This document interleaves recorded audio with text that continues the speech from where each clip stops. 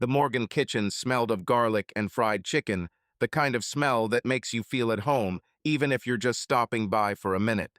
Linda Morgan, 53, stood at the counter, her hands moving with the precision of someone who's made this dish hundreds of times. She was chopping carrots for a salad. Her dark hair, streaked with gray, was pulled back into a loose ponytail, and she wore a navy apron over jeans and a sweater. The radio played country music softly, loud enough to fill the silence but not drown out the hum of family life. "James Morgan, don't eat the buns before dinner," Linda shouted without turning around, with a playful note in her voice. Her son Jake, 24, let out an apologetic chuckle from the living room. "I'm not eating, Mom, just checking to see if they're still warm." He lounged on the couch. Jake had returned home from college 6 months earlier, still trying to figure out what to do next, but Linda didn't care. His presence seemed like a bonus after years of the house slowly emptying out. "Yeah, right," Linda said, shaking her head with a smile. She dropped the carrots into the bowl and reached for the cucumber.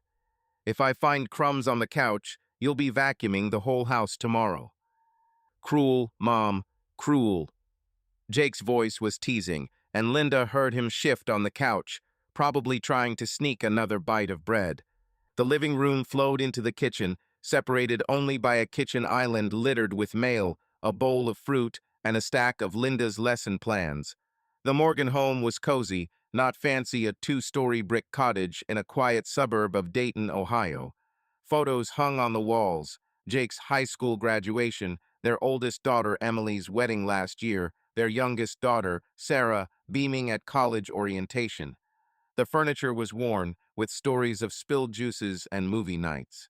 It was a place that felt safe, like nothing could go wrong. Linda glanced at the clock above the sink. 6:15 p.m. Tom, her husband, would be home from work any minute. He was an engineer for a local construction company. 30 years of marriage had made their routine as predictable as the seasons. He would come in, hang his jacket by the door, and settle in front of the television to watch the evening news while she finished dinner. Nothing exciting, but it was theirs. "Jake, set the table," Linda said, drying her hands on a towel, "and get some good plates. Sarah's calling today. I want it to feel like we're all together." Jake groaned dramatically, but rose from the couch. "Good plates, Mom, there's only the two of us. Sarah's not even here." "It's a principle," Linda said, pointing at him with a wooden spoon. "Family dinner is family dinner, even if it's on FaceTime." Jake shuffled into the kitchen, getting plates from the cabinet. "You're such a mom sometimes," he said, but there was warmth in his voice. He began setting the plates on the dining room table. "Someone's got to keep this place clean," Linda said, stirring mashed potatoes on the stove. "Without me, you'd be eating pizza off paper towels." Jake snorted. "Not such a bad option, you know." "Keep dreaming." Linda turned down the heat under the potatoes and checked the chicken in the oven. Golden, perfect. She loved moments like this, the cooking, the teasing of Jake, the house full of little sounds. It was what she'd always wanted, ever since she and Tom had moved here 28 years ago, newlyweds with big dreams and a modest budget. The front door creaked, and Linda's face lit up. "It's your father," she said, wiping her hands again and straightening her apron. Tom Morgan, 55, walked in, his broad shoulders filling the doorway. He wore a flannel shirt tucked into khakis, and his graying hair was neatly combed. He hung his jacket on a hook by the door and removed his work boots, leaving them on the rug. "Smells good," he said, his voice deep and calm as always. "Hi, darling," Linda said, coming over and giving him a quick kiss on the cheek. "How are things at work?" "The usual," Tom replied, loosening his tie. "Had to fix a blueprint some newbie messed up, but we figured it out." He headed for the living room, already reaching for the TV remote. "Anything you need to do before dinner?" "Just rest," Linda said. "I've got it all under control." Tom nodded, settling into his chair. The television turned on, and the familiar voice of the local news anchor filled the room. "Another cold front coming through," Tom muttered, more to himself than anyone else. I should check the furnace this weekend. Linda smiled to herself as she walked back into the kitchen. This was Tom, practical, reliable, always thinking ahead. He didn't throw big surprises or have long conversations, but he was there every day, paying the bills and fixing anything that broke. To Linda, that was love. Jake, napkins, she recalled, noticing that he had forgotten them. Already, Jake said, grabbing a pack from the drawer. You know, Mom, you should let me cook dinner sometime. I make killer spaghetti. Linda raised an eyebrow. You mean the ones where you forgot to drain the water and we got mush? Jake pressed his hand to his chest, feigning insult. Once, Mom, once. Linda laughed, throwing a towel at him. Stick to the table setting, chef. The phone on the counter vibrated, and Linda's eyes lit up. It's Sarah, she said, grabbing it. She swiped her finger across the screen, and Sarah's face appeared, her blonde hair pulled back into a messy bun. She was sitting in her dorm room at Ohio University, surrounded by textbooks and a half-eaten bag of chips. Hi, Mom, Sarah said, her voice clear. Hi, Jake. Is Dad there? Here, baby, Tom called from the living room, not looking up from the TV. Hi, Sarah, Linda said, placing the phone next to the vase so everyone could see it. How are your studies? Are you surviving these exams? Barely, Sarah said, rolling her eyes. My biology professor is a monster. I swear he makes exams impossible on purpose. But I think I passed my history paper, so it all evens out. That's my girl, Linda said, pride swelling in her chest. Sarah, 21, was the youngest in the family, always full of energy and big ideas. Do you eat anything other than chips? Sarah picked up the chip and grinned. That's a whole food group, Mom. Jake leaned toward the screen, grinning. She's gonna turn into a chip, Mom. You'll see. Shut up, Jake, Sarah said, sticking out her tongue. At least I don't live in my mom's basement. Not the basement, Jake countered. My room is upstairs, thanks. Linda shook her head, laughing. You two will never change. Sarah, tell me how things are with your roommate. Still stealing your stuff? Oh, God, yeah, Sarah said, rolling her eyes. She took my sweater yesterday without even asking. But she's cool, so I'm not that mad. We watched some stupid vampire show for half the night last night. Vampires, Jake said, setting out his forks. Sarah, you're officially hopeless. Speak for yourself, Sarah replied. You're still watching those superhero movies like you're 12. It's classic, Jake said, grinning. Dad, tell her. Tom chuckled from the living room. Leave me alone. I'm watching the news. Linda smiled as she stirred the potatoes. She loved how easily her children teased each other, how Tom, despite his reserve, was still a part of those conversations. This was what made them a family, these little moments that added up to something bigger. Sarah, are you coming for Thanksgiving? Linda asked, changing the subject. I need to know what size turkey to get. Of course I do, Sarah said. I wouldn't miss your stuffing, Mom. It's the best. Suck up, Jake muttered, dodging Linda's playful slap. You're just jealous that I have better taste, Sarah said, smirking. Mom, are you making that pecan pie this year? If you behave, Linda said with a wink, or I'll give your piece to Jake. Hey, I don't mind, Jake said, raising his hands. Pecan's mine. The conversation drifted to Thanksgiving plans, and Linda relaxed, the warmth of family enveloping her. She glanced at Jake, who was stealing a carrot from the salad, and at Tom, who was half listening to Sarah's chatter. Emily wasn't there, but she'd call tomorrow, like she always did. This was her life, and it was good. A knock on the door interrupted them. Linda wiped her hands and went to answer it, finding Marge, a colleague from school, on the porch. Marge was in her 60s, with short white hair and a penchant for brightly colored sweaters. Today was bright orange, with pumpkins on it. Marge, hi, Linda said, stepping aside. What brings you? I didn't mean to interrupt dinner, Marge said, picking up the folder. I just came by to drop off the list of volunteers for the charity auction. You're a lifesaver, Linda, for taking on this. No one else could have done it. Linda took the folder, smiling. Nothing special. I like being busy. Busy? Marge raised an eyebrow. You practically run the school single-handedly. I don't know how you cope with a family anymore. She's a superhero, Jake shouted from the kitchen, causing Sarah to laugh on screen. Marge giggled. See? Even your kids know. Okay, I won't keep you. Say hello to Tom. Sure, Linda said, waving her hand as Marge walked back to the car. She closed the door and placed the folder on the counter, feeling a surge of pride.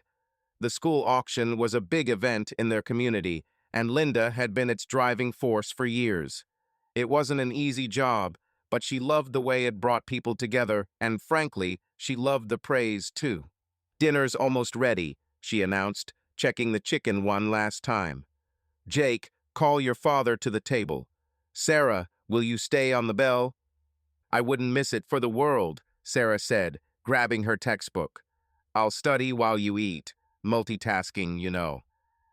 Brag, Jake said, bumping Tom's shoulder as he passed. Come on, Dad.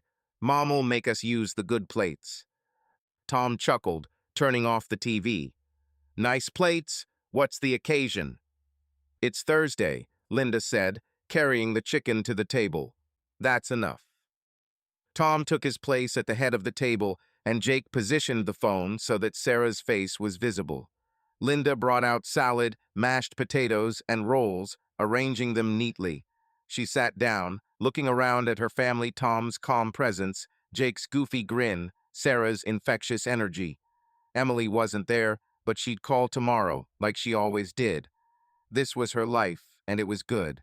It looks amazing, darling, Tom said, reaching for a bun. Thank you, Linda said, her heart full. Let's eat. As they passed the dishes, Linda let herself be in the moment. 30 years of marriage, 3 children, a loving home. She had built something real. Sure, there had been struggles, but who hadn't? She brushed aside the slight worry that sometimes surfaced when she thought about the past. Her family was strong, and nothing could change that. Pass the fries, Mom, Jake said, already helping himself to the chicken. Linda handed him the bowl, smiling. Leave something for Dad, you bottomless pit. A bottomless pit, Jake said, feigning insult. I'm a growing guy. You're growing in width, maybe, Sarah teased from the screen. Tom laughed, a low rumble, and Linda joined in, the sound filling the room. Saturday morning at the Morgan house began with the aroma of freshly brewed coffee and bacon sizzling in a frying pan. Linda Morgan, 53, stood at the stove, carefully flipping strips of bacon with tongs.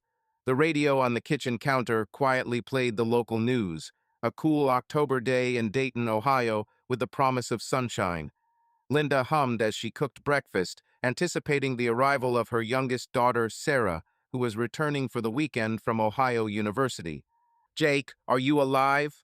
Linda called toward the stairs, still occupied with the frying pan. Breakfast's ready, and Sarah will be here any minute. Jake, 24, spoke sleepily from above. Coming, Mom. 2 minutes. Footsteps thundered, and soon he was in the kitchen, tall and thin, wearing a wrinkled Ohio State University t-shirt. He yawned and plopped down on a chair at the kitchen island. 2 minutes, Linda said, squinting. You've been getting ready for an hour. Sarah would laugh at you if she saw you like this. Jake rubbed his eyes and grinned. She'll find a reason anyway. It's her hobby. He reached for a banana from the bowl on the counter. What do we have? Bacon. Cool. Linda pointed the tongs at him. Hands off the food. Jake muttered something but headed to the cupboard, getting out some plates. Tom Morgan came down from the bedroom, dressed in a flannel shirt and jeans. His graying hair was neatly combed, and he was holding the morning paper. Morning, he said, sitting down at the table and unfolding the pages. Has Sarah arrived? He'll be here soon, Linda said, transferring the bacon to a plate with a paper towel. He says he's stuck in traffic. About 15 minutes. Tom nodded. We should check her car while she's here. The brakes were squeaking last time. Linda smiled as she whisked eggs in a bowl. Tom always noticed details like that: brakes, bills, the weather. His concern was quiet but reliable. Good idea, she said. I'll tell her. Jake looked at his father as he set out the plates. Dad, do you ever just relax? Sarah hasn't even arrived yet, and you're already talking about the brakes. Tom chuckled, not looking up from his newspaper. Someone needs to keep her car running. You clearly didn't volunteer. I'm busy, Jake said, grinning. Freelancing, you know. Mom, tell him I'm a valuable member of society. Linda laughed, pouring eggs into the pan. Valuable member of the couch, that's what you are. Put the juice on the table. Jake pulled a pitcher of orange juice out of the fridge, still grinning. Linda looked at him and Tom, feeling warm. The door swung open and Sarah burst into the house, backpack slung over her shoulder and a big smile on her face. Her blonde hair was pulled back into a high ponytail, and she was wearing jeans and a sweatshirt with the university logo, giving her the look of an energetic college girl. I'm home, she announced, dropping her backpack at the door. Linda wiped her hands and hurried to hug her daughter. Finally, how was your trip? It's fine, Sarah said, hugging her back. Traffic as usual. Smell like bacon? Mom, you're the best. Hungry? Linda asked, pulling back to examine her daughter. I'm dying, Sarah said, heading toward the table. Hi, Jake. Still living off your mom. Jake poked her with his spoon. Hey, sis. Still watching your vampire shows. It's art, Sarah said, sitting down. Dad, how are you? Tom put the paper down and smiled, a rare thing for him. It's the same old story. Come here, give me a hug. Sarah hugged him as he awkwardly patted her back. You don't change, she said, laughing. Newspaper, coffee, serious face. Classic. I don't plan to, Tom said, returning to his seat. Put your bag upstairs before your mother makes you wash the dishes. Linda shook her head, carrying the eggs to the table. Everyone to the table. Sarah, coffee. Yes, Black, Sarah said, pulling off her sweatshirt and hanging it over the back of her chair. The exams have sucked all the energy out of me.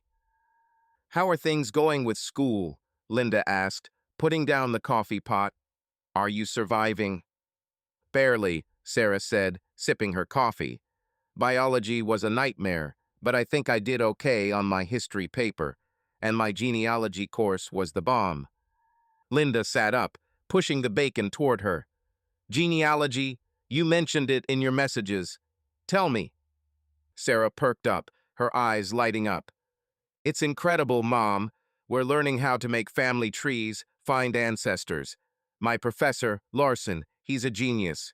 He told me how his family found cousins in Norway through old documents, and there are DNA tests that show your roots and can find distant relatives. Tom looked up. DNA tests, like in crime shows? Not really, Sarah laughed. You give a saliva sample, and they analyze your genetic code. They might say you're like 15% Italian or that you have a second cousin in Texas. It's like a detective story about your family. Jake narrowed his eyes as he chewed his bacon. Sounds like a money grab. Sarah, do you really think we'll find anything interesting? Why not? Sarah said, poking him with her fork. Professor Larson says every family has secrets. I want us all to do this test, as a family project. Linda, who was pouring juice, froze. Everyone, she said, trying to sound neutral. You want us all to spit in the test tubes?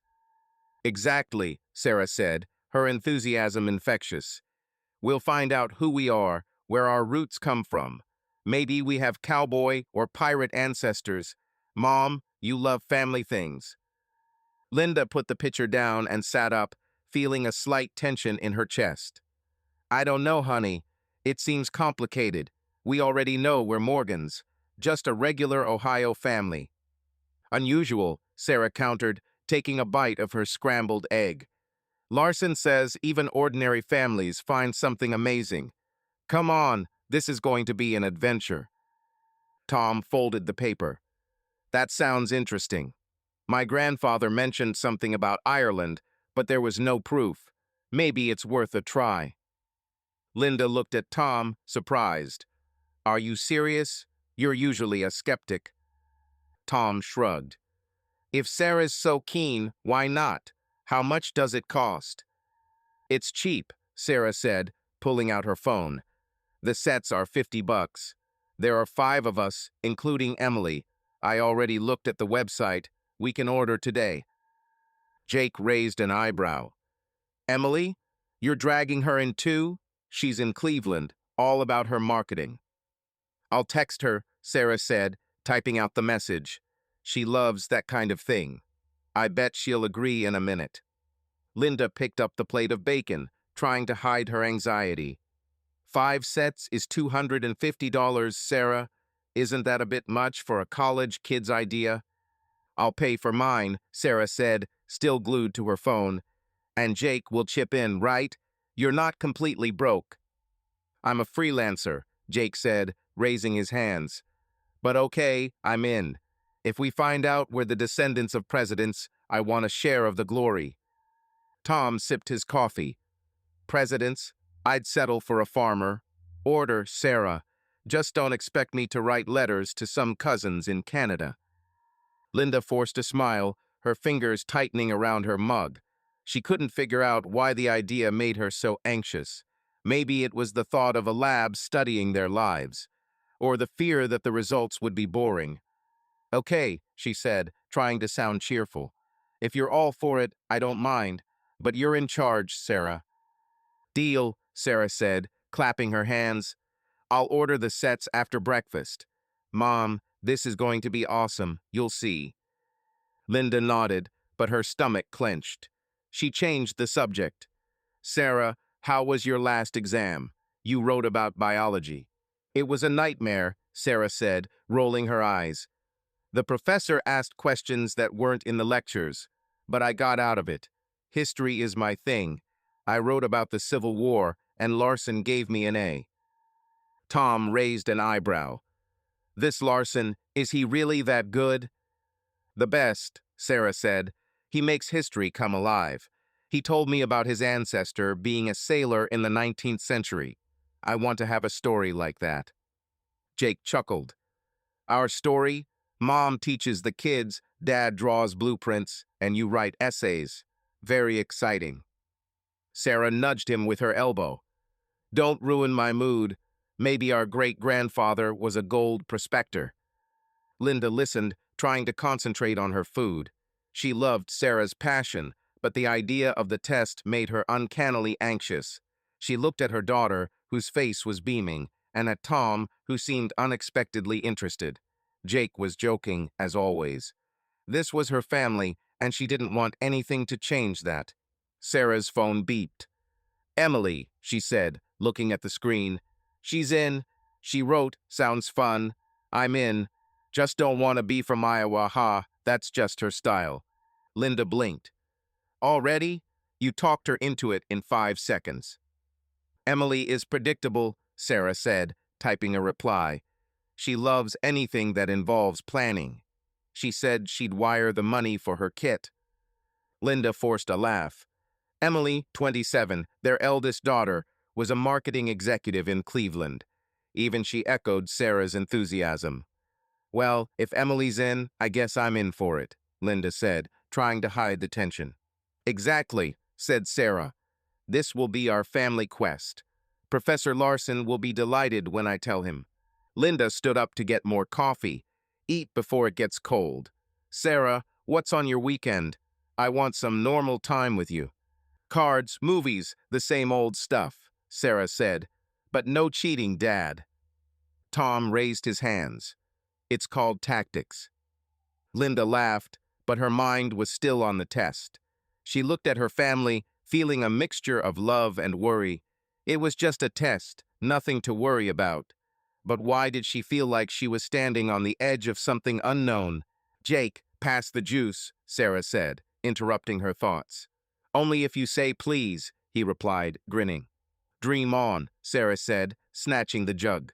Linda Morgan sat at the kitchen island, flipping through her to-do list for the church picnic planned for the weekend. Linda's mind was elsewhere, waiting for the results of the DNA test Sarah had ordered 2 weeks ago. Linda looked at the list. Reservations, paper plate inventory, barbecue cook. She loved organizing events like these. They gave her a sense of control that she sometimes lacked at home. But today, her mind kept wandering back to the past, to years she tried not to remember. Mom, where are you? Jake, 24, snapped her out of her reverie. He walked into the kitchen, wearing shorts and a t-shirt, with his laptop under his arm. You're sitting there like the world is ending. Linda blinked and smiled, putting the list down. Just thinking about the picnic. Want to help? Volunteers needed to set up the tables. Jake rolled his eyes as he sat down across from him. Mom, I'm a freelancer, not a mover. I have a project deadline. He opened his laptop and started typing. But if there's a free burger, I'll consider it. Burgers for everyone, Linda said, pushing a mug of coffee towards him. How's your project going? Did you find anything other than logos for local cafes? Jake shrugged, not looking up from the screen. Working on a website for a body shop. Nothing fancy, but the pay is okay. He looked at her. Why are you so thoughtful? Is the picnic stressing you out? Linda shook her head, hiding her worry. No, just busy. School, church, home, the usual. But that wasn't entirely true. Ever since Sarah had ordered the DNA tests, Linda hadn't been able to shake the feeling that something was coming. She didn't want to think about the past, but the memories kept creeping into her head like unwanted guests. She got up to pour herself more coffee, trying to distract herself. Tom walked into the kitchen, already dressed for work, briefcase in hand. Morning, he said, kissing Linda on the cheek. What's for breakfast? Toast and bacon in the fridge, Linda replied, gesturing to the stove. I'm up late, so self-service. Tom nodded, taking out a plate. Looks like you're busy. Picnic. Yeah, Linda said, going back to the list. I need to check everything before Saturday. Pastor John is counting on me. The same as always, said Tom, buttering his toast. Don't overdo it. You're already doing more than anyone else. Linda smiled, but her mind was elsewhere. She remembered how 25 years ago Tom often went away on business trips, leaving her alone with little Emily. He was just starting out as an engineer, and he was gone for weeks at a time. Linda, 28, was a young mother, trapped in their first home with a crying baby. She loved Emily, but the loneliness was hard. Mom, you're daydreaming again, Jake said, closing his laptop. Seriously, what's wrong? Linda winced. Nothing, really. Just thinking a lot. She changed the subject. Have you talked to Sarah? Did she write anything about those tests? Jake shrugged. She called yesterday, said the results will be in a couple of weeks. She's excited, like we're going to find royal ancestors. Tom looked at them, chewing his toast. Sarah and her ideas. I hope it wasn't wasted. Linda forced a laugh. She's sure we're descended from pirates. But her heart sank. The mention of the test brought back memories of David, a colleague from the school where she worked then. He was a history teacher, charming, with a warm smile and a good listener. When Tom was away, David was there, helping with homework, bringing coffee, telling jokes. One day, coffee turned into dinner, and dinner turned into more. Linda could still remember how her heart had pounded the first time she lied to Tom about where she'd been. Okay, I'm going to work. Linda, don't forget about the water bill. It's on the table. I won't forget, Linda said, watching him go. She felt a pang of guilt. Tom had been reliable, always, and she, back then, had sought comfort from someone else. Jake looked at her. Are you sure you're okay? It's like you're not even here. Linda forced a smile. I'm fine, Jake. Just tired. She stood up. I'm going to call Pastor John. We need to discuss the picnic. Jake nodded, turning back to his laptop.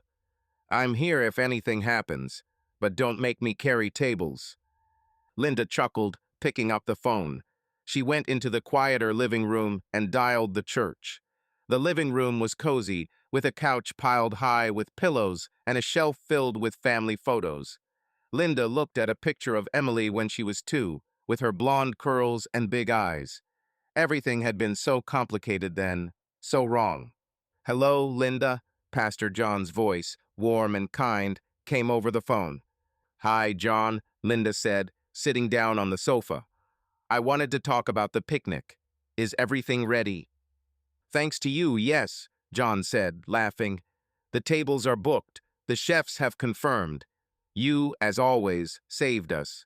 I don't know what we would have done without you. Linda smiled, feeling proud. Just doing what I can. I still need to check out the games for the kids. I was thinking about a relay race and face painting. That's great, John said. The kids will love it. Hey, Linda, you're really doing a great job. The community is proud of you. Thank you, Linda said, her voice softening. It's important to me. See you on Saturday? Sure, John said. Bring Tom and Jake. And Sarah, if she's home. Sarah's at university, but I'll try to talk Jake into it, Linda said, laughing. They said goodbye, and she hung up, feeling a little better. The church picnic was her element, a place where she could be useful, needed.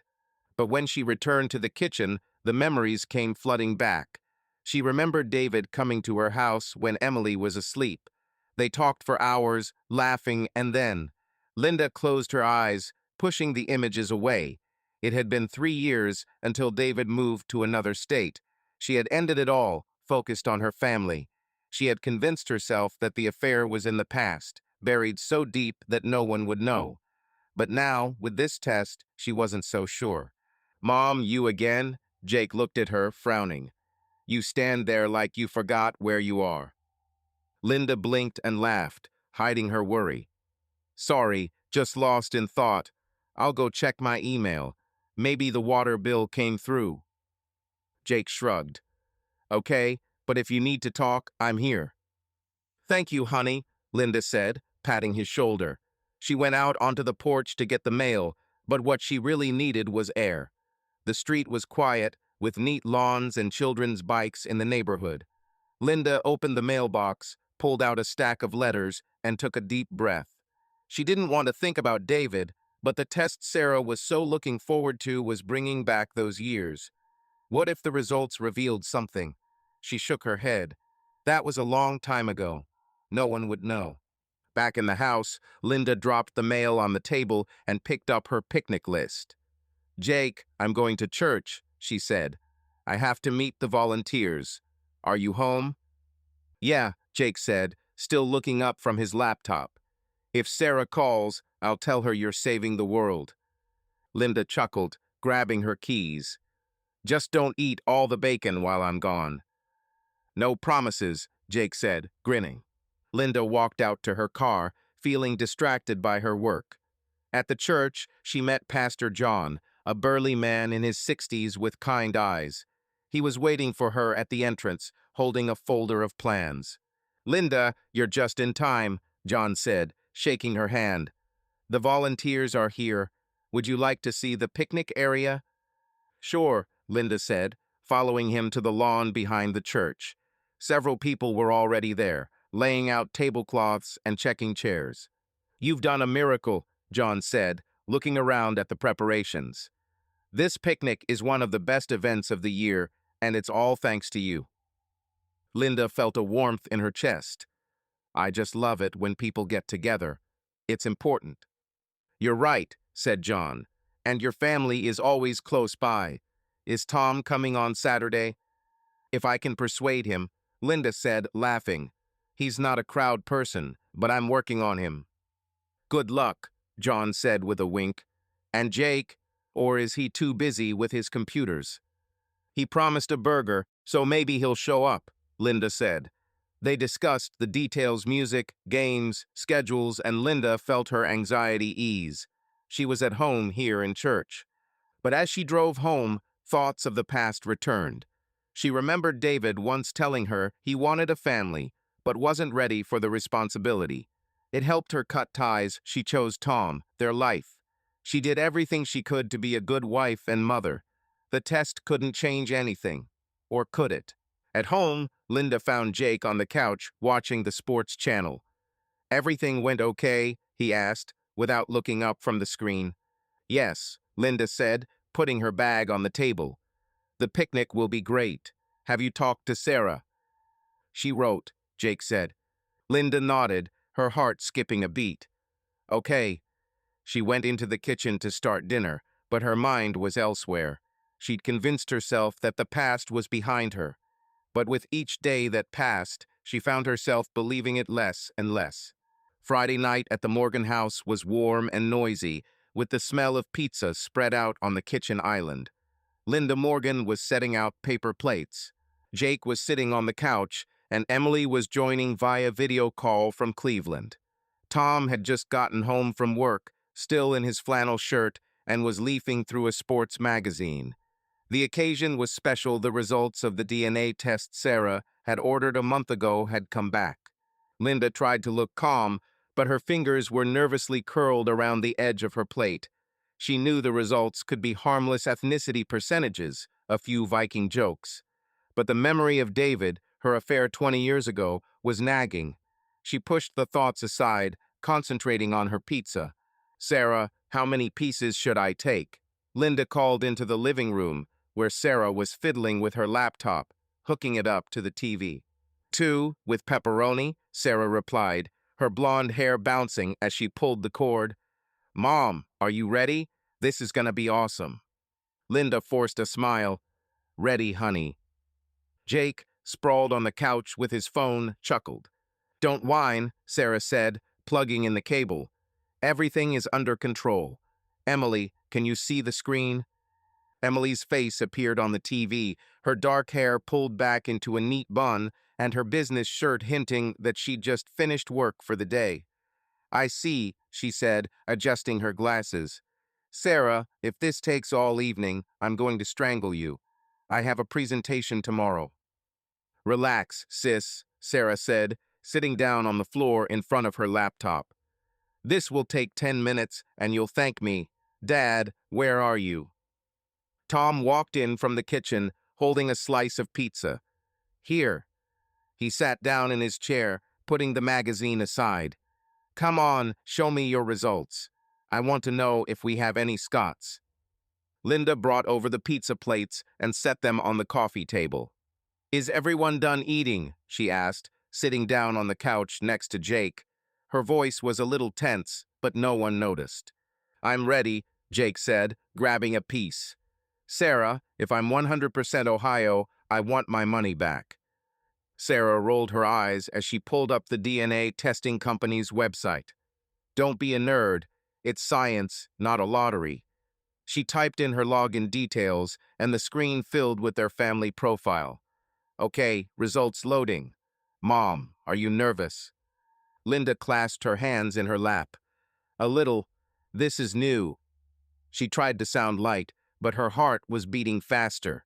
She looked at Tom, who was munching on pizza, and at Sarah, whose face was alight with anticipation. "It'll be okay," she told herself. "Done," Sarah announced, clicking on the first result. "Let's start with me." A color chart appeared on the screen. "Wow, 42% British, 30% German, 15% Scandinavian. Cool, I told you we were Vikings." Jake leaned forward, chewing. "Vikings? Sarah, this must have come from some farmer who ate fish. What do I have?" Sarah switched profiles. Jake, 40% British, 28% German, 20% Irish. "Ha, you're almost like me, only with a beer instead of an axe." "Irish," Jake said, grinning. "Dad, that's from you. You like green." Tom shrugged. "My grandfather was talking about Ireland. Maybe he was right." He looked at the screen. "What about you, Emily?" Emily leaned closer to the camera. "Come on, Sarah. I want to know if I spat in that test tube for nothing." Sarah clicked on Emily's profile. Okay, 38% British, 25% Italian, 22% French. Emily, are you some kind of secret European aristocrat? Emily laughed. Italians? Maybe I'll start making pasta. Mom, did you know that? Linda shook her head, her smile tight. No, honey. We were always just Morgans. She picked up a slice of pizza to keep her hands occupied, but her appetite was gone. Italian? That was odd. She didn't remember anyone mentioning Italy in her family. Dad, it's your turn, Sarah said, switching profiles. 45% Irish, 30% British, 15% Scandinavian. You're the most Irish of us. We should get you a kilt. Tom chuckled. Kilt? I'll stick with jeans. He looked at Linda. Your results are last, aren't they? Linda nodded, her throat tightening. It looks that way. She glanced at the screen where Sarah had opened her profile. Go ahead, show me. Mom, 35% British, 28% German, 20% French. Sarah Reed. Oh, you're almost like Emily. Maybe you're secret sisters. Linda forced a laugh. Very funny. But her palms were sweating. She noticed Sarah frowning at the screen. What is it? Sarah clicked on the Family Ties tab. Wait, there's something weird here. She zoomed in on the chart showing genetic matches. This shows who's related to who. Jake and Dad are like father and son. That's normal. But Emily, still on the video call, leaned closer. But what, Sarah? Don't drag it out. Sarah hesitated, her finger hovering over the keyboard. Emily and I. We're not the same as Dad. At all. She looked at the screen, her voice quieter. It says here that we have no biological connection to him. The living room fell silent. The radio continued to play, but its sound seemed distant. Linda felt the blood drain from her face. She looked at Tom, who stood frozen with his pizza in his hand, his eyes glued to the screen. Jake slowly lowered his slice, looking at Sarah. Emily on the screen took off her glasses, her face pale. What do you mean, no connection? Tom said, his voice low but firm. This is a mistake, right? Sarah shook her head, her fingers shaking. I don't know. It says here, Jake is your son, 99.9% match, and Emily and I 0. Emily spoke, her voice sharp. Sarah, are you sure you're looking at it right? This can't be true. I'm looking at the spreadsheet, Sarah said, her eyes darting around the screen. These are the official results. I don't understand how. Jake turned to Linda, his brows furrowing. Mom, what's going on? Linda opened her mouth, but the words stuck. Her hands clenched into fists, her nails digging into her palms.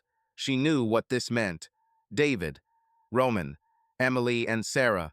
She thought the past was buried, but now it was staring at her from the TV screen. She began, but her voice broke. Tom slowly placed the pizza on the plate, his face still. Linda, he said, looking at her, are you going to say something? Linda shook her head, her cheeks burning. It's probably a mistake, she said, but her voice was shaking. Tests are wrong sometimes, aren't they? Sarah looked at her, her eyes full of confusion. Mom, it's all clear. Jake is related to Dad. We are not. How is that possible? Emily spoke, her voice colder. Mom, say something. You know how this works. This isn't just a mistake. Linda felt the room tighten. She looked at Tom, whose eyes were now on her, at Sarah, who was waiting for an answer, at Jake, who looked lost. Emily seemed alien on the screen, her gaze sharp. Linda wanted to run, to hide, but there was nowhere to run. I don't know, she said, her voice barely audible. Maybe they mixed up the samples. Tom leaned forward, his voice firmer. Linda, these aren't samples. This is science. Explain who got confused. Linda swallowed, her throat dry. She knew she couldn't lie. Not now. But the truth was too hard. She remembered David, his smile, their nights when Tom was away on business. She thought Emily and Sarah might be his, but she hoped they weren't. Now that hope is gone. "Mom," Sarah said, her voice shaking. "You know, right?" Linda closed her eyes, her face pale. She could feel her family's gaze like it was burning her skin. The secret she had kept for 20 years was out, and she didn't know how to stop the destruction that had already begun. I. She began, but then stopped. The silence in the room was deafening, and Linda realized that the illusion of their family unity had just been shattered. Linda opened her mouth, but the words stuck. Her hands clenched into fists, her nails digging into her palms. She looked at Tom, whose eyes were fixed on her, dark and unreadable. Jake, next to her on the couch, frowned, his slice of pizza untouched. Emily, on the video call screen, had removed her glasses, her face tense. "Linda," Tom said, his voice low as before a thunderstorm. "What do you know?" Linda swallowed, her throat dry. I don't know," she managed, but her voice was shaking. She saw the disbelief in Tom's eyes, the hurt in Sarah's, the confusion in Jake's. Emily was silent, but her gaze was sharp. "You don't know," Emily said, her voice cutting. "Mom, this isn't just a glitch. Explain." Linda stood up, her legs shaking. "I can't, now," she muttered. She felt the walls closing in, the air growing thick. "I need," without finishing, she turned and ran for the stairs, ignoring Sarah's voice calling her.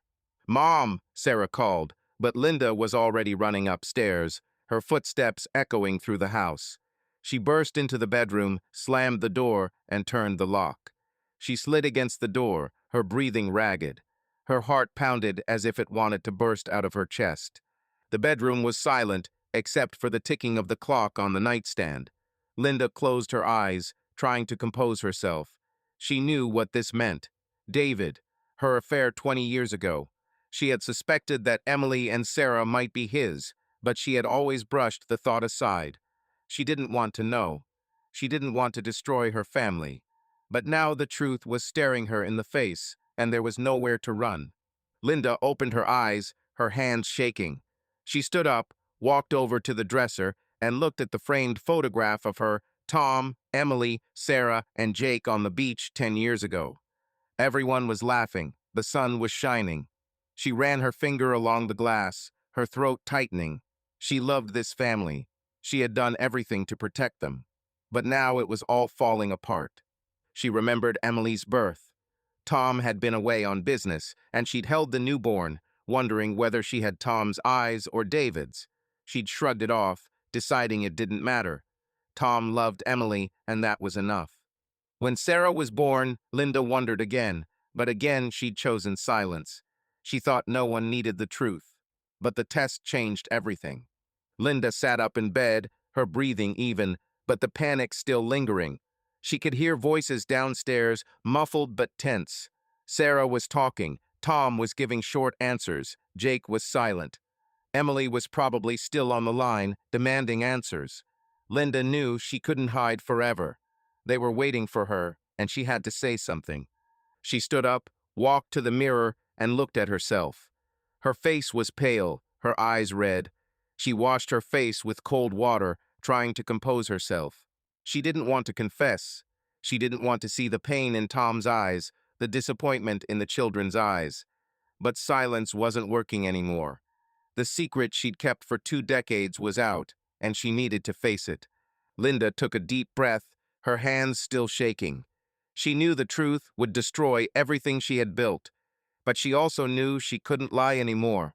Not with her family looking at her, demanding answers.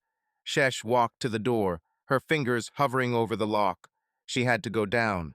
She had to talk. But as she stood there, holding the handle, fear gripped her heart.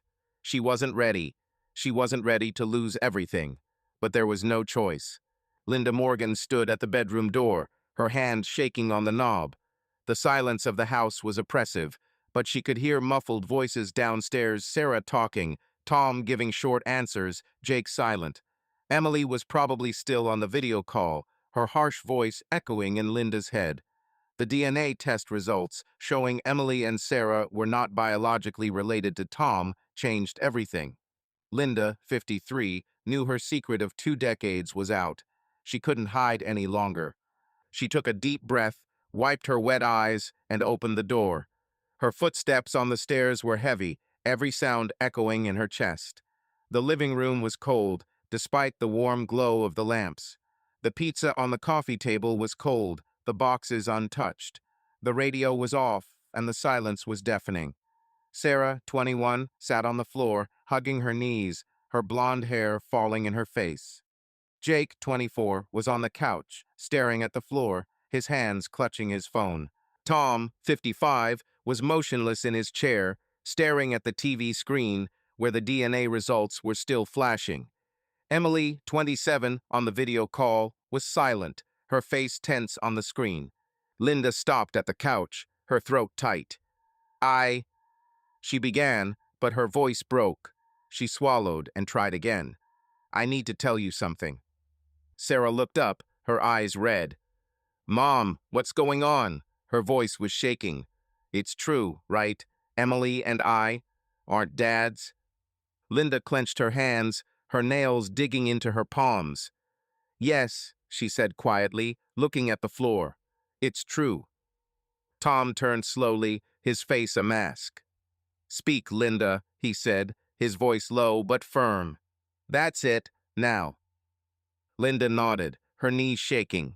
She sat on the edge of the couch, away from Jake, who looked at her with confusion. It was a long time ago, she began, her voice weak. When Tom and I were just starting out. Emily was little, 2 years old. Tom, you were away on business a lot. Tom frowned but said nothing, his eyes never leaving hers. Linda continued, her words flowing slowly, as if each one hurt. I was alone, with Emily in our first home. You were working, building a career, and I understood, but it was hard. I felt forgotten. Emily spoke from the screen, her voice cold. So what, Mom? Does that justify what you did? Linda shook her head, her eyes filling with tears. No, it doesn't. I'm just explaining. There was a man, David. He worked with me at school, taught history. We were friends. He helped me, brought me coffee, talked about everything. It was comfortable. Sarah gasped, covering her mouth with her hand. You cheated on Dad? Her voice was full of disbelief. Linda swallowed, her cheeks burning. Yes, she said, barely audible. It started out as a friendship, but it grew. It lasted 3 years. Jake finally spoke, his voice hoarse. 3 years? Mom, are you serious? You lived with this the whole time? Linda looked at him, her heart clenching. I ended it, Jake. David moved to another state, and I ended it. I chose our family. Tom, you. Tom leaned forward, his hands clenching on the armrests. Did you know Emily and Sarah might not have been mine? He asked, each word heavy. Linda closed her eyes, a tear rolling down her cheek. I suspected, she admitted. When Emily was born, I thought she was yours. But there was a chance, and the same with Sarah. I didn't check. I didn't want to know. Sarah sniffled, her shoulders shaking. You knew, and you kept quiet? Mom, how could you?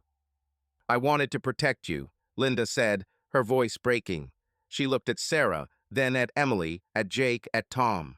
I loved you all. I love you. I thought the truth would only hurt. Tom, you were Emily and Sarah's father. You raised them, you loved them. That was the most important thing. Emily shook her head, her lips pressing together. That's not your decision, Mom. We had a right to know. Dad had a right to know. Linda turned to Tom, her eyes pleading. Tom, please. I'm done with this. I've been faithful all these years since. I chose you, our family. Tom was silent, his face unmoving. He looked at her, but his eyes were empty, as if he were seeing her for the first time. Linda felt her heart sink. She waited for him to scream, to accuse, but his silence was worse. Jake stood up, his hands clenched into fists. Mom, you lied to all of us. How could you look at us every day and not say anything? I didn't lie, Linda said, her voice growing louder. I kept quiet so as not to ruin what we had. You were happy. We were happy. Doesn't that matter? Sarah began to cry, her voice full of pain. Happy? Mom, you stole the truth from us, from Dad. How could you think this was okay? Linda reached out to Sarah, who recoiled. Sarah, honey, I didn't mean to hurt you. I thought I was doing what was best for everyone. David died a few years ago. He's not part of our lives. You're my family. Tom is your father. Tom finally spoke, his voice cold. Am I their father? Linda, you hid the fact that they weren't mine. You made a fool of me. Linda gasped, her tears coming harder. No, Tom, you're not stupid. You're the best father they could have. I didn't want you to doubt that. Emily spoke, her voice even but sharp. Mom, you didn't protect us. You protected yourself. You were afraid we'd find out who you really are. Linda shook her head, her voice growing desperate. It's not like that, Emily. I was afraid of losing you. I made a mistake, but I made it up to you. I was a good mother, a good wife. Doesn't that mean anything? Jake looked at her, his eyes full of confusion. Mom, you don't understand. It's not about what you did back then. It's about what you hid. You didn't trust us. Linda stood up, her hands shaking. I trusted you. I trusted our family. I thought we were stronger than this. Please understand. I loved you every day. Everything I did was for you. Sarah sobbed into her knees. Mom, you ruined everything. How are we supposed to live with this now? Linda took a step toward her, but stopped when she saw Sarah pull away. Sarah, honey, we can handle this. We're family. We always have. Tom stood up, his movements slow, as if he were carrying a heavy load. Linda, he said, his voice empty, I don't know who you are. Linda gasped, her knees buckling. Tom, please, don't say that. We've been together for 30 years. That means something. Tom looked at her but didn't answer. He turned and walked out of the room, his footsteps echoing down the hallway. The door to his office slammed, and Linda jumped. Emily spoke, her voice icy. Mom, I need time. I can't talk to you right now. The screen went black, the video connection cut off. Sarah stood up, her face wet with tears. I can't be here, she said, her voice breaking. She grabbed the phone and ran upstairs, her footsteps thundering down the stairs. Jake stood there, looking at Linda. Mom, he said quietly, what have you done? Linda fell onto the couch, her tears flowing uncontrollably. I wanted to protect you, she whispered. I didn't want this. Jake shook his head, his face full of pain. But you did it, Mom. He stood up and walked into the kitchen, leaving Linda alone. She sat in the living room, staring at the cold pizza, the blank TV screen. Her family, which she had spent 30 years building, had crumbled in one night. She knew the truth was inevitable, but she hadn't expected it to be so hard. David was dead, but his shadow had destroyed everything she loved. Linda buried her face in her hands, her sobs echoing in the empty room. She had begged them to understand, but now she wondered if they would ever forgive. Tom returned to the living room after a long silence in his office, his face motionless, but his eyes showing pain. Linda looked at him, her voice hoarse. Tom, please say something. Tom stood by the door, his arms crossed over his chest. He looked at the floor as if he couldn't meet her gaze. I don't know what to say, Linda, he said, his voice low and tired. You've ruined everything I knew. Linda stood up, her knees shaking. I didn't mean to, she said, her voice desperate. I loved you. I do. I made a mistake, but I've made it up to you. 30 years, Tom. That means something. Tom shook his head, his lips pressing together. 30 years of lies, he said, finally looking at her. You knew Emily and Sarah might not be mine. You looked me in the eye every day and said nothing. Linda stepped toward him, her hands reaching out but stopping. I stayed silent to protect us. You were their father. You are their father. That hasn't changed. Tom stepped back, his face twisted. Don't tell me who I am to them. You stole the truth from me. From them. He paused, his breathing heavy. I can't be near you now. I need to think. Linda gasped, her heart clenching. Think about it? Tom, we can talk. We can go to a psychologist. Please don't push me away. Tom looked at her, his eyes empty. I can't, Linda. Not now. He paused, his voice firmer. I want you to go away. For a while. Linda froze, her breathing stopped. Gone, she whispered. Are you throwing me out of our house? Tom turned away, his hands clenched into fists. I need space. I don't know how to live with this. Go away, Linda. Please. Tears streamed down her cheeks, but she couldn't argue. She could see the pain in his face, the hunched shoulders. She nodded, her voice barely audible. Okay, I'll leave. Linda climbed the stairs, her legs heavy. In the bedroom, she pulled the suitcase out of the closet, her movements mechanical. She threw jeans, sweaters, and underwear into it without thinking. Her eyes fell on the photograph on the dresser herself, Tom, the children on a picnic 5 years ago. She picked up the frame, her fingers shaking, but she put it back. She couldn't take this with her. Not now. She closed the suitcase, her throat tight.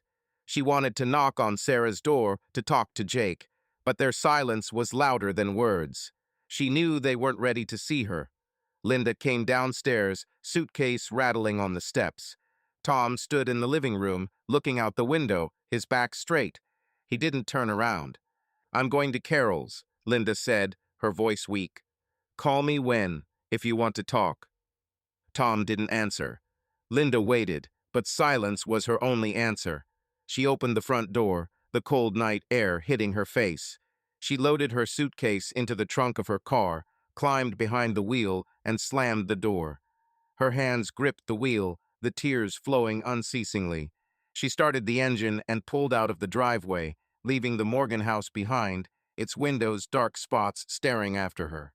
On the way, Linda turned on her phone, her fingers shaking as she searched for Emily's number. She pressed call, hoping to hear her daughter's voice. After 3 rings, Emily answered, her voice cold. Mom, Emily said, without greeting. What do you want? Linda swallowed, her voice shaking. Emily, honey, I wanted to talk, to explain. Explain? Emily's voice became sharper. You already explained. You cheated on Dad. You knew Sarah and I weren't his, and you kept quiet. What else do you want to say? Linda pressed the phone to her ear, her tears dripping onto the steering wheel. I loved you. I didn't mean to hurt you. Please, Emily, give me a chance. Emily paused, her breathing audible over the phone. I need time, Mom, she said finally. I can't right now. Don't call yet. The line went dead. Linda dropped the phone into the passenger seat, her sobs filling the car.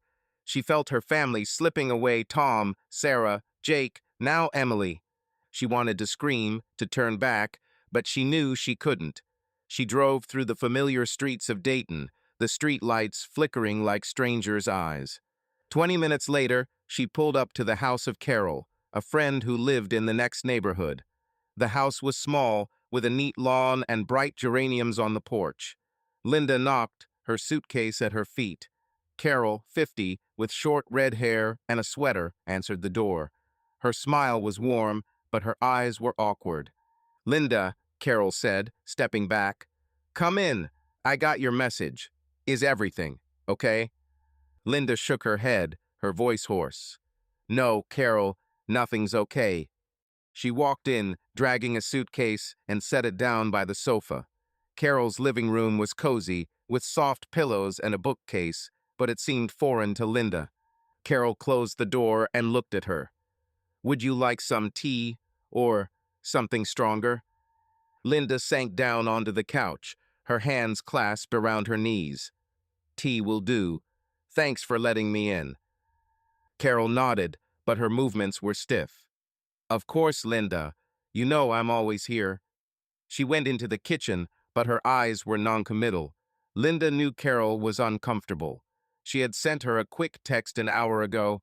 "Can I stay over? Having trouble with Tom." But she hadn't explained, and now Carol clearly didn't know how to ask. Carol returned with 2 mugs of tea and sat down opposite. "So what happened?" she asked cautiously. "You and Tom had a row?" Linda took the mug, its warmth burning her fingers. "It wasn't just a fight," she said quietly. I told them the truth about the past." Carol frowned, her eyebrows raising. "The truth? Linda, what are you talking about?" Linda swallowed, her eyes lowering. "About the affair, long ago, when Emily was little. The DNA test. It showed Emily and Sarah weren't Tom. I confessed." Carol gasped, covering her mouth with her hand. "Oh my God, Linda, you knew?" Linda nodded, her tears starting up again. "I suspected, but I kept quiet. I thought I was protecting them. Now Tom's kicked me out, and the kids, they don't want to see me." Carol paused, her expression a mixture of sympathy and confusion.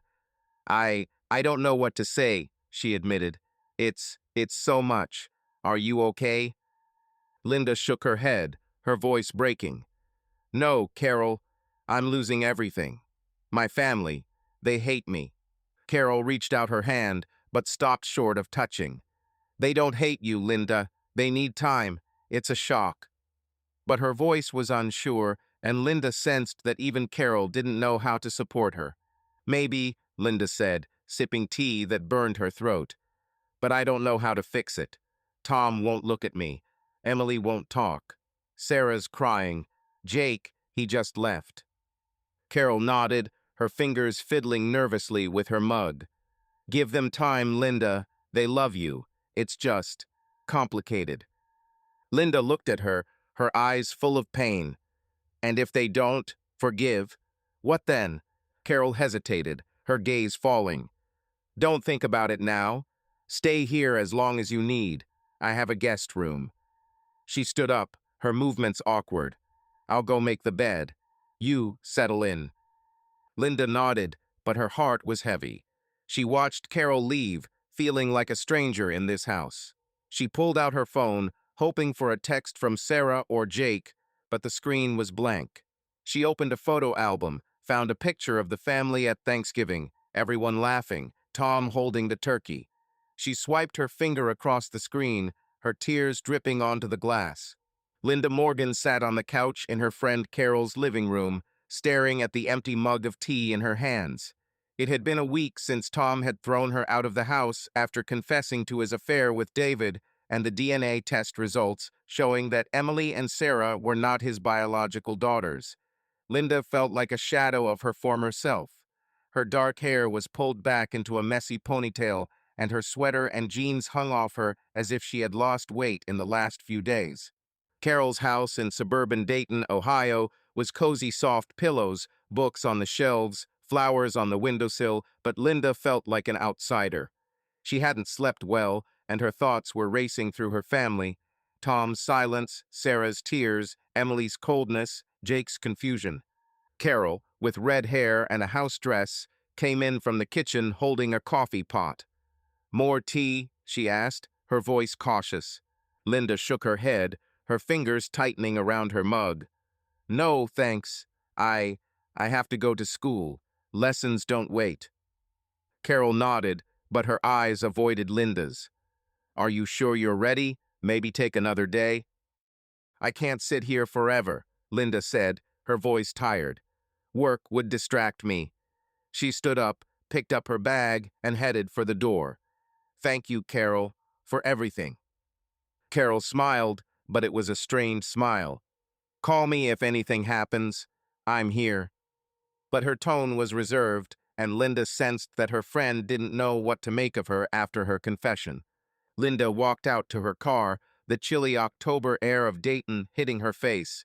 She drove to the elementary school where she taught, her mind wandering. She hoped that work would bring her some sense of normalcy, but deep down she feared that word had already spread to her coworkers. The staff room was bustling with teachers drinking coffee and discussing lesson plans. Linda walked in, her bag slung over her shoulder. She nodded to Marge, an older colleague who was sitting at a table with a magazine. "Good morning, Marge," Linda said, trying to sound cheerful. "How are you?" Marge looked up, her smile brief. "Morning, Linda. Everything's fine." She returned to her magazine, not continuing the conversation. Linda felt a prick. Marge was usually a chatterbox, but today her tone was cool. Linda walked over to the coffee maker, noticing how the two young teachers, Kate and Laura, fell silent as she approached. They exchanged glances and moved toward the window, their whispers barely audible. "I heard she left home," came from Kate. "Yes, something's wrong with Tom," Laura replied, her voice quiet. "I don't know the details, but—" Linda froze, her hand hovering over her mug. She pretended not to hear, but her cheeks were burning. Rumors were already spreading. She poured the coffee, her fingers shaking, and hurried to her classroom, feeling the eyes of her colleagues on her back. In class, Linda began to correct her notebooks, but her mind was elsewhere. She remembered how she had been respected at school. A week ago, her colleagues had praised her for organizing a charity auction. Her parents had thanked her for her lessons. Now she felt like an outsider. She knew that rumors about her breakup with Tom couldn't go unnoticed in small Dayton, but she hadn't expected them to spread so quickly. The day dragged on. The students were noisy, but Linda barely managed, her voice quieter than usual. After class, she returned to the staff room, hoping to avoid conversation, but Marge stopped her at the door. "Linda," Marge said, her tone cautious, "I heard you were having problems at home. If you want to talk, I'm here." Linda forced a smile, her throat tight. "Thanks, Marge. It's just a tough time." She didn't want to share, especially knowing the rumors were already circulating. Marge nodded, but her eyes were full of curiosity. "Well, hang in there." She walked away, leaving Linda feeling like her words had been more of a formality. That evening, Linda drove to the church for a meeting to prepare for the next event. She hoped that the congregation where she had been active for years would welcome her without judgment. The church hall was full of familiar faces, women handing out leaflets, men discussing roof repairs. Linda walked in, her bag slung over her shoulder, but no one said hello. She noticed Mrs. Harris, an older woman, looking away, and two of her friends falling silent as she passed. Linda sat in the back row, her hands clutching her bag. Pastor John stood at the pulpit, talking about the schedule, but his gaze didn't linger on Linda as it usually did. She felt invisible. After the service, she walked to the coffee table where several women stood, including Ellen, a neighbor. "Hello, Ellen," Linda said, trying to sound friendly. "How's your garden? Did it survive the frost?" Ellen turned, her smile strained. "I survived, Linda. And you? Are you okay?" Her question was evasive, and she quickly walked away as if she was in a hurry. Linda felt her heart tighten. She picked up her coffee and returned to her seat, her eyes burning with unshed tears. She knew her absence had been noticed. The neighbors had seen her car gone, Tom going to the store alone. But she hadn't expected such a cold reception. After the meeting, Linda lingered, helping clear away chairs, hoping to speak with Pastor John. He came over, his face kind but reserved. "Linda, thanks for your help," he said, folding the leaflets. "Last week's picnic was a success, thanks in large part to you." "Happy to help," Linda said, her voice weak. "John, can we talk? Alone?" John nodded, but his gaze was wary. "Sure, let's go to my office." In a study full of books and church posters, Linda sat down, her hands clasped in her knees. "You've probably heard about Tom and me," she began, her voice shaking. John nodded, his face serious. "There are rumors, Linda. I don't like gossip, but people are saying that you two broke up. Is that true?" Linda swallowed, her eyes lowering. "Yes, we have problems. I made a mistake, a long time ago, and now it's all out in the open." John leaned forward, his voice soft. "Want to tell me? I'm here to listen, not to judge." Linda shook her head, tears threatening to spill out. I can't. Not yet. But everyone in the church, they turn away. I feel like an outsider. John sighed, his hands clasped on the table. People like to talk, Linda. Give them time. You've done a lot for the community. It won't be forgotten. It doesn't look like it, Linda said, her voice bitter. Someone told me, I don't know who, but... John hesitated, his gaze falling. Linda, I heard from Ron. He was fishing with Tom. Tom, he shared. I don't think he meant for it to get out, but Ron's not good at keeping quiet. Linda gasped, her face turning pale. Tom's friend Ron, a big man with a loud voice, was known for his gossip. She remembered him bragging at church picnics, retelling other people's stories. Ron, she whispered, Tom told him everything? John nodded, his expression guilty. I guess so. Ron mentioned. Your novel and the test. People started talking. Linda covered her face with her hands, her breathing ragged. Oh, God, she muttered. Everyone knows. Everyone. John reached out his hand, but didn't touch her. Linda, I'll talk to Ron. It's none of his business. But you have to be prepared the gossip won't stop right away. Linda shook her head, tears streaming down her face. They look at me like I'm an outsider. I spent years building this community. Now I'm an outcast. John paused, his words careful. You're not an outcast, but people are shocked. Give them time. And Tom, he's suffering. They can see it. Linda looked up, her voice sharp. Tom is suffering, and me, I lost my family, John, my home, and now this. John nodded, his eyes full of sympathy. I understand, but right now you need to hang in there. Come to church. Work. Show who you are. Linda wiped away her tears, her hands shaking. I don't know if I can. She stood up, her bag falling from her shoulder. Thank you, John. I have to go. He walked her to the door, his voice quiet. I'm praying for you, Linda, and for Tom. You'll get through this. Linda nodded, but she didn't believe it. She walked out into the night, the cold air burning her lungs. She sat in the car, looking at the church, its windows glowing like alien eyes. She knew Ron had spread her secret, and now everyone in Dayton looked at her with disapproval. Her status as a teacher, an organizer, a pillar of the community was in tatters.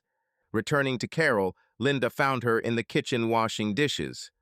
How did it go? Carol asked, her voice cautious. Linda sank into a chair, her face blank.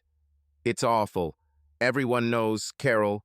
Tom told Ron, and Ron told everyone. They whisper at school, they turn away at church. Carol wiped her hands, her eyes widening. Ron, that chatterbox, Jesus, Linda, how did this happen? Linda shook her head, her voice bitter. I don't know, but I'm an outsider now. Everyone sympathizes with Tom, and I'm nobody. Carol sat down next to her, her hand hovering over Linda's shoulder. It's not like that. You're Linda Morgan. You're stronger than that. Linda looked at her, her eyes full of pain. I don't feel strong, Carol. I feel like I've lost everything. Carol paused, her face awkward. You didn't lose it. Just give it time. But her words rang hollow, and Linda knew that even Carol didn't believe it. Linda stood up, her voice quiet. I'm going to bed. Thank you, Carol. She walked up to the guest room, her steps heavy. Lying in a strange bed, she stared at the ceiling, feeling her life falling apart. Linda Morgan sat in the guest room of her friend Carol's house, staring at her phone. It had been 10 days since she'd left her home in suburban Dayton, Ohio, after confessing to an affair with David and receiving DNA results that showed Emily and Sarah were not Tom's biological daughters. Linda looked haggard, her dark hair pulled back into a messy bun, shadows under her eyes, her sweater and jeans too big. Carol's room was cozy, a bed with a floral bedspread, a small table with a lamp, but Linda felt like an outsider. She tried to connect with her children. but their silence was louder than any words could say. Linda opened her messages, her fingers shaking. She had texted Sarah that morning, "Honey, can we talk? I miss you." An hour later, she received a short reply, "Mom, I'm busy. Later." Linda had texted Jake, "Jake, how are you? Please call." He hadn't responded. Emily hadn't responded to her calls or messages at all since their last cold conversation. Linda felt her family slipping away, and she decided to try again. She dialed Sarah's number, pressing the phone to her ear. After 4 rings, Sarah answered, her voice subdued. "Hi, Mom." "Sarah, honey," Linda said, her voice shaking with relief. "Are you okay? I was so worried." "Fine," Sarah replied, her tone noncommittal. "Studying, you know, lots to do." Linda clutched the phone, her heart clenching. "I understand, but I wanted to talk about what happened. I didn't mean to hurt you." Sarah paused, her breathing audible. "Mom, I don't know what to say," she said finally. "It's too complicated. I'm trying to understand, but—" "I know," Linda said, her eyes filling with tears. "I made a mistake, but I kept quiet to protect you. You, Emily, Jake, Dad, you're my family. I loved you every day." Sarah sighed. "I hear you, Mom, but that doesn't change what you've hidden. Dad, he doesn't talk about you, and I don't know what to do about it." Linda closed her eyes, her voice breaking. "Sarah, please, give me a chance to explain. Maybe we can meet. I'll come to you." "Not now," Sarah said quickly. "I have exams. I need to concentrate. I'll call, okay?" Her voice was strained, and Linda realized she wanted to end the conversation. "Okay, honey," Linda whispered. "I love you." "Me too," Sarah said quietly and hung up. Linda dropped her phone on the bed, tears streaming down her face. Sarah's evasiveness was like a knife. She knew her daughter wasn't ready, but she had hoped for more. She wiped her eyes and decided to try Jake. She texted, "Jake, I'm at Carol's. Please talk to me." A minute later, a reply came back, "Mom, busy. Later." Linda stared at the screen, her heart clenching. Jake, her son, always open and playful, was now avoiding her. She stood up, went to the window, and looked out. The neighbors' lawns were neat, and children rode their bikes. It was Dayton, but Linda felt like an outsider. She knew she had to try with Emily, despite her coldness. She dialed the number, her fingers shaking. After 5 rings, Emily answered, her voice sharp. "Mom, I'm at work," Emily said without greeting. "What do you need?" Linda swallowed, her voice weak. "Emily, I just want to talk. I know you're angry, but let me explain." Emily snorted, her voice growing colder. "Explain? Mom, you've already told me everything. You cheated on Dad. You knew Sarah and I weren't his, and you hid it. What else do I need to hear?" Linda pressed the phone to her ear, tears streaming down her face. "I didn't want to hurt you. I kept quiet to keep the family together. Dad loved you, and I thought the truth would only ruin everything." "Save the family?" Emily's voice was full of sarcasm. "You only think about yourself, Mom. You didn't want us to know what you were like. That's not protecting, that's selfish." Linda gasped, her knees buckling. "Emily, it's not like that. I loved you. I did everything to make you happy. I was a good mother." "Good," Emily said, her words cutting. "You've lied to us our whole lives. Dad raised us thinking we were his. You stole the truth from him. From us. How can you justify that?" Linda sat on the bed, her breathing ragged. "I'm not making excuses. I made a mistake. But I made it up to you. I was faithful after. I built our family." Emily paused, her voice quieter but firmer. "It doesn't fix the lies, Mom. I can't trust you. I don't know if I ever will." Linda covered her face with her hand, her sobs escaping. "Emily, please. You're my daughter. I don't want to lose you." "I don't know who we are now," Emily said, her voice shaking. "I need time. Don't call yet." She hung up. Linda dropped the phone, her body shaking with tears. She felt her children drifting away, their words, Sarah's evasiveness, Jake's silence, Emily's accusations like walls closing in on her. She remembered holding them in her arms, reading them stories, driving them to practice. She thought her love would protect them, but now she saw that her silence had destroyed everything. She stood up, her steps heavy, and walked to the mirror. Her face was pale, her eyes puffy. She remembered how 20 years ago she had decided not to check whose daughters Emily and Sarah were. She had wanted to believe that they were Tom's, that their family was strong. She thought that no one needed the truth, but now she doubted every decision she made. Maybe Emily was right. Maybe she was being selfish, protecting herself and not her family. Linda walked back to the bed, her eyes falling on her phone. She wanted to text Tom, but she knew he wouldn't answer. She texted Sarah, "I'm always here, honey, whenever you're ready." She texted Jake, "Please talk to me. I love you." She knew there probably wouldn't be any answers, but she couldn't stop herself. She lay down, staring at the ceiling. Carol's house was quiet, except for the ticking of the clock in the living room. Linda remembered the children laughing at dinner, Sarah bragging about her grades, Jake teasing her, Emily calling from Cleveland with the news.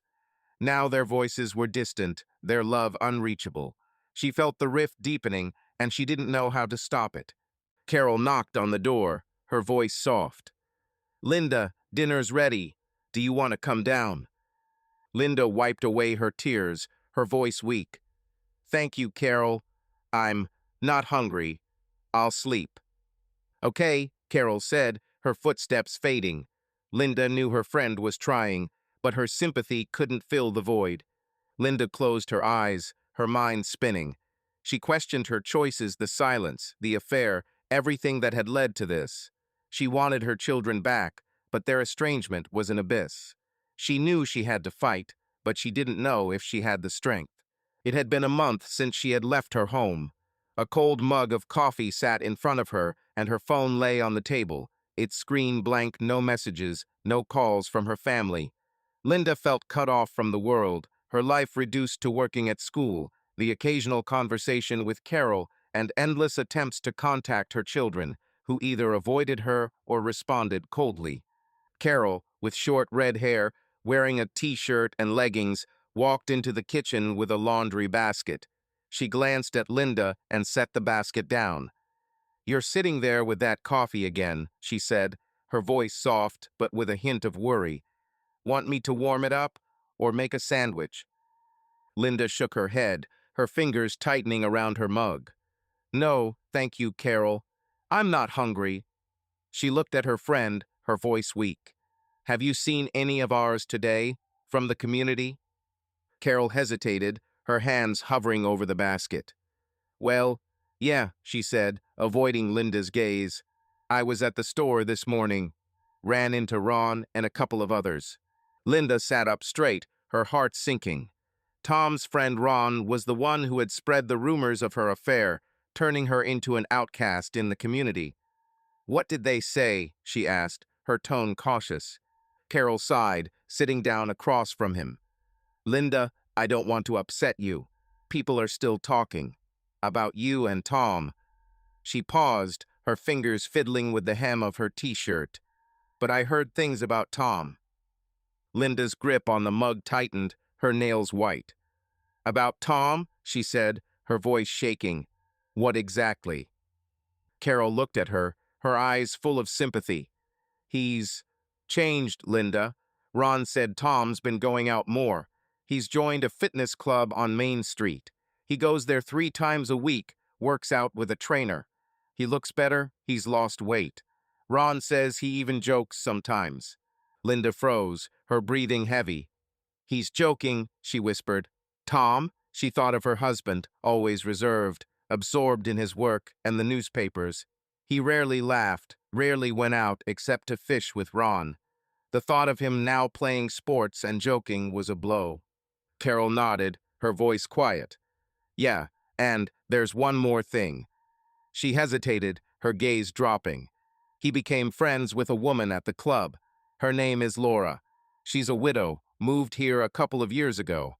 Ron says they talk a lot after practice.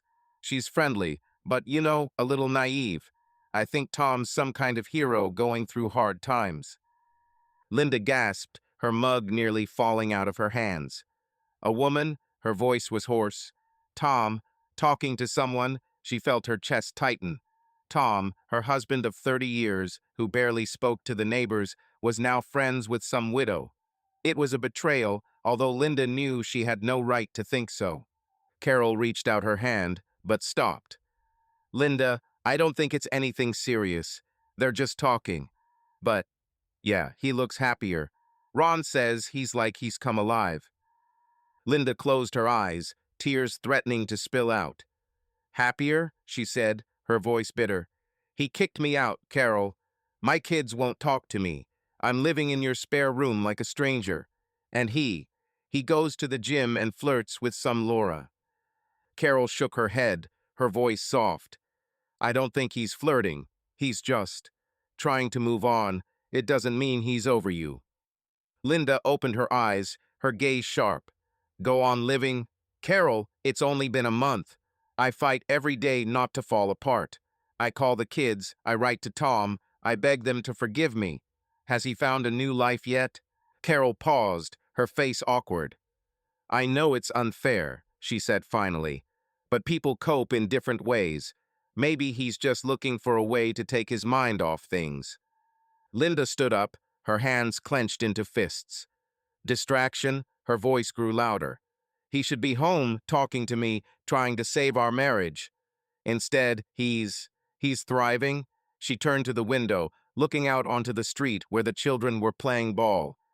"It's a betrayal, Carol. I'm suffering, and he's living as if I never existed." Carol stood up, her voice cautious. "Linda, you don't know the whole picture. Maybe he's suffering too, but hiding it. Men are like that." Linda shook her head, tears streaming down her face. "No, Carol. If he was suffering, he wouldn't be going to the gym with that Laura. He would have called me." She paused, her breathing ragged. "I thought he loved me, even after everything." Carol stepped closer, her hand on Linda's shoulder. "He loved you, Linda. Maybe he still does, but he's hurt. Give him time." Linda pulled away, her voice bitter. "Time? I gave him 30 years, and he replaced me in a month." She wiped away tears, her hands shaking. "I need to see him. Talk." Carol frowned, her voice hardening. "Linda, this is a bad idea. He was asking for space. If you go now, it will only make things worse." Linda looked at her, her eyes full of despair.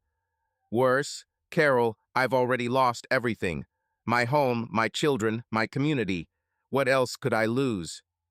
Carol paused, her expression worried. "Just think about it, okay? Don't do anything rash." She picked up the basket.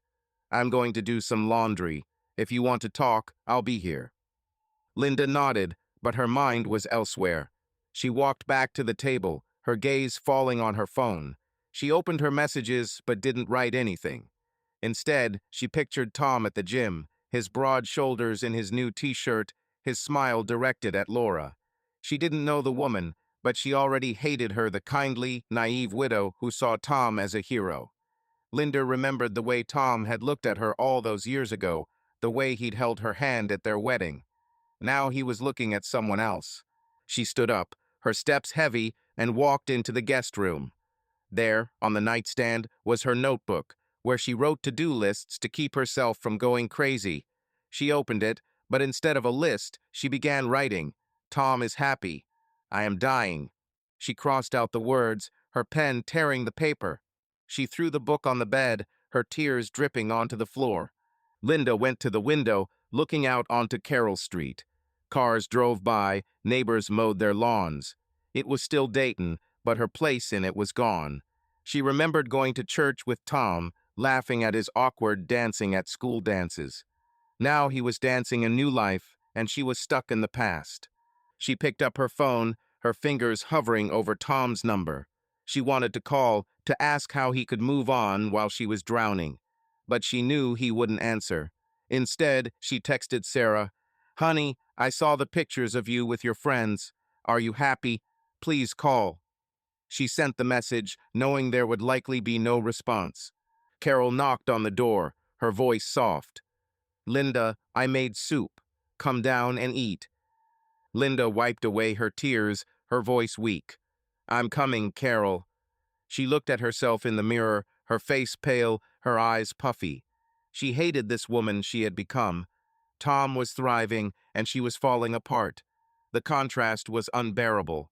She went down to the kitchen where Carol was pouring soup into bowls. "It smells good," Linda said, sitting down, although she had no appetite. Carol smiled, but her eyes were wary.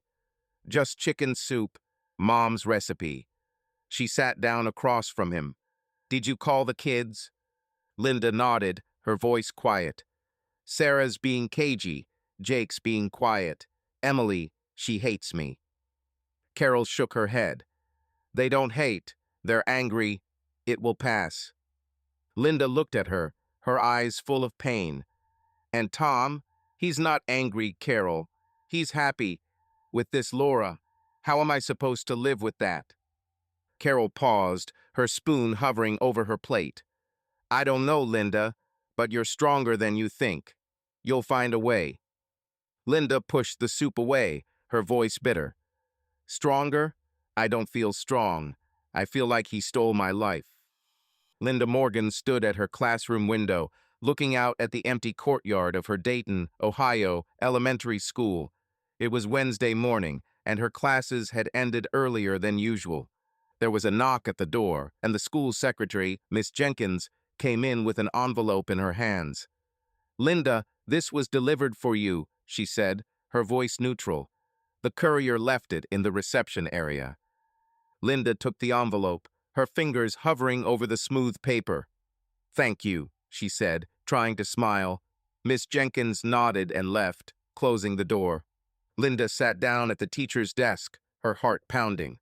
The envelope was from a law firm she didn't recognize. She tore it open, her hands shaking. Inside were papers titled "Application for Dissolution of Marriage." Tom Morgan, her husband of 30 years, had filed for divorce. Linda read the first lines, her breath caught. The reason, irreconcilable differences. She dropped the papers on the desk, her eyes filling with tears. She had been expecting something like this, but the reality was like a punch to the chest. She pulled out her phone and dialed Mr. Klein, the lawyer a colleague had recommended. "Mr. Klein, this is Linda Morgan," she said when he answered, her voice shaking. "Tom has filed for divorce. I need your services." "Come today," Klein said, his voice tired but kind. "Bring the papers. We'll see what we can do." Linda gathered up the papers, her movements mechanical.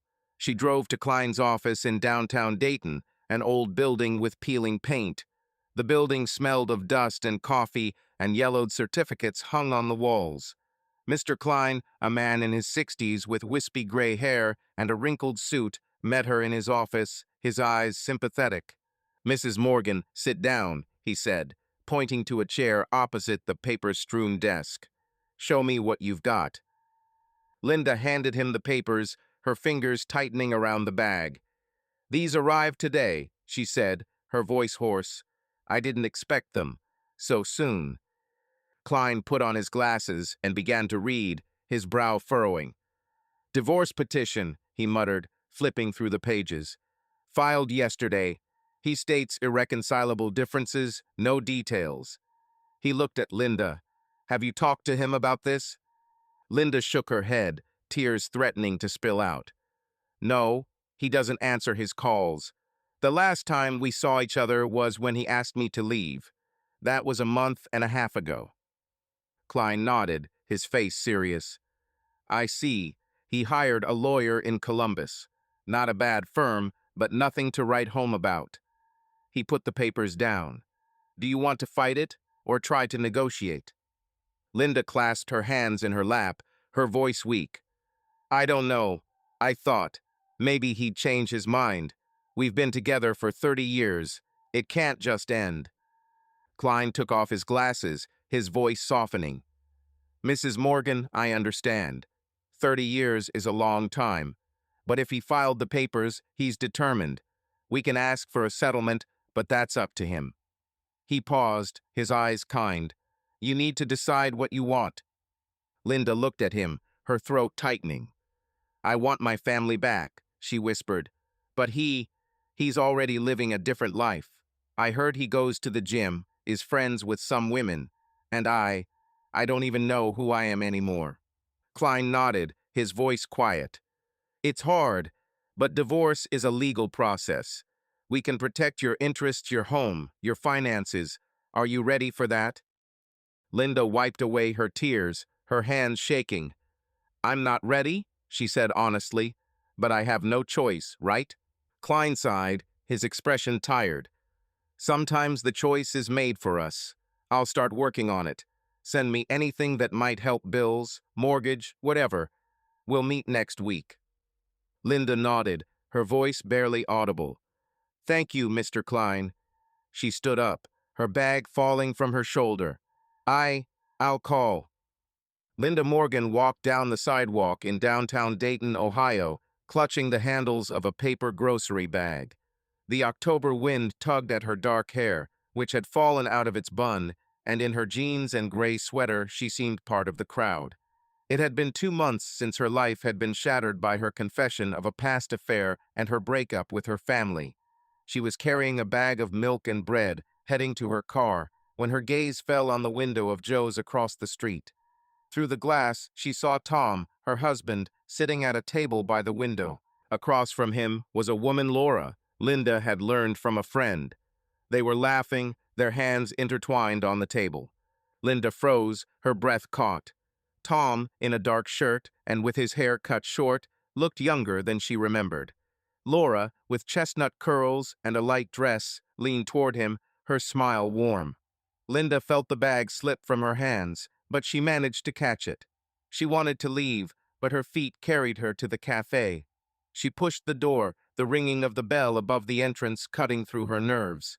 The place smelled of coffee and freshly baked goods, and the tables were occupied by locals.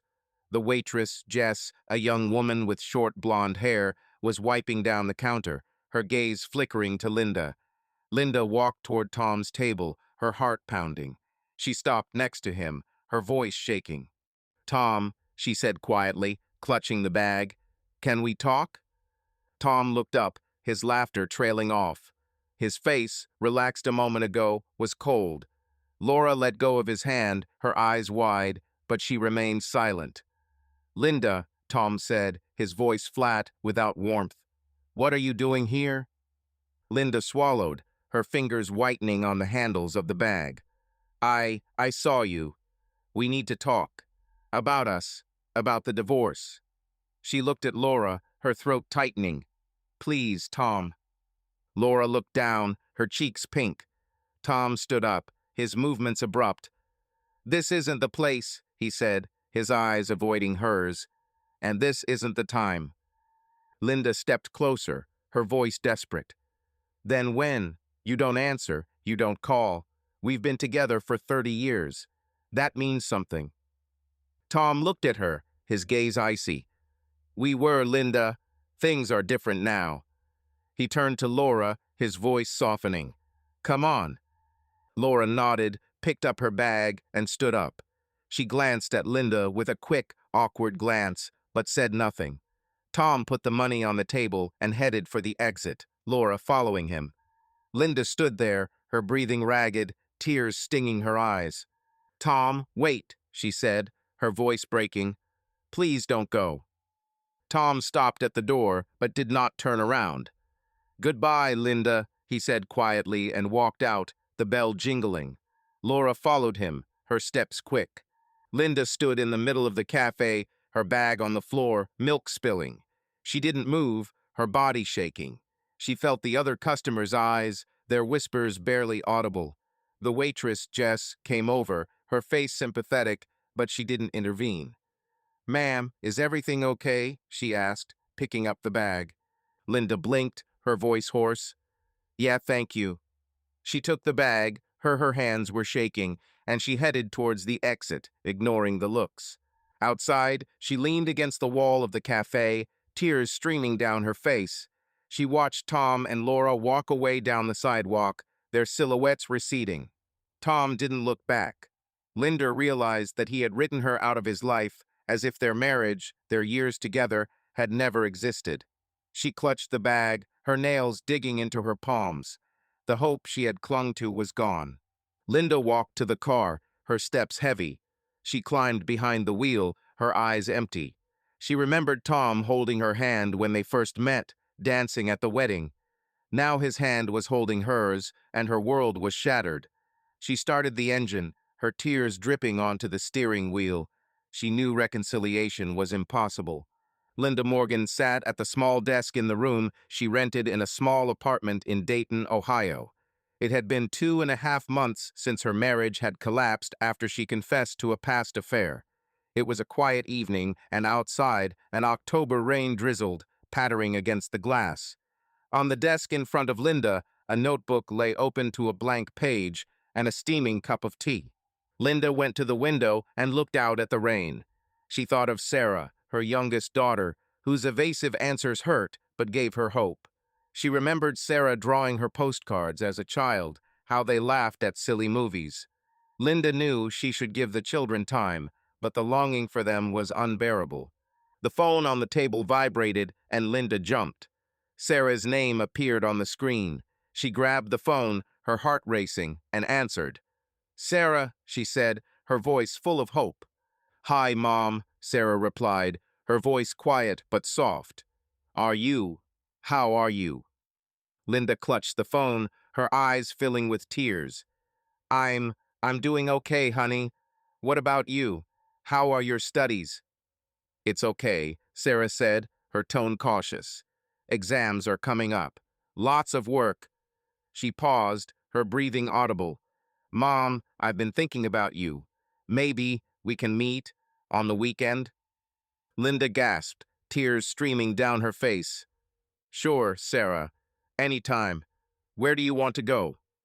"The cafe on Miller Lane," said Sarah. "Saturday noon. Will that do?" "Yes, honey," Linda said, her voice shaking. "I'll be there. Thanks for calling." "Okay," Sarah said, her voice softening. "See you Saturday, Mom." "I love you," Linda said, but the line was already dead. She dropped the phone to her chest, her sobs mixed with relief. Sarah wanted to see her. It was a glimmer of hope, a thin thread connecting her to her daughter. Linda returned to the table, her hands still shaking. She picked up her notebook and wrote, "Sarah called. Maybe all is not lost." She closed the notebook, her eyes fixed on the future. She knew the road to rebuilding her family would be long, but for the first time in months, she felt it was possible. The psychology course, Sarah's call, these were steps forward toward understanding herself and perhaps toward forgiveness. She finished her tea, its warmth calming her.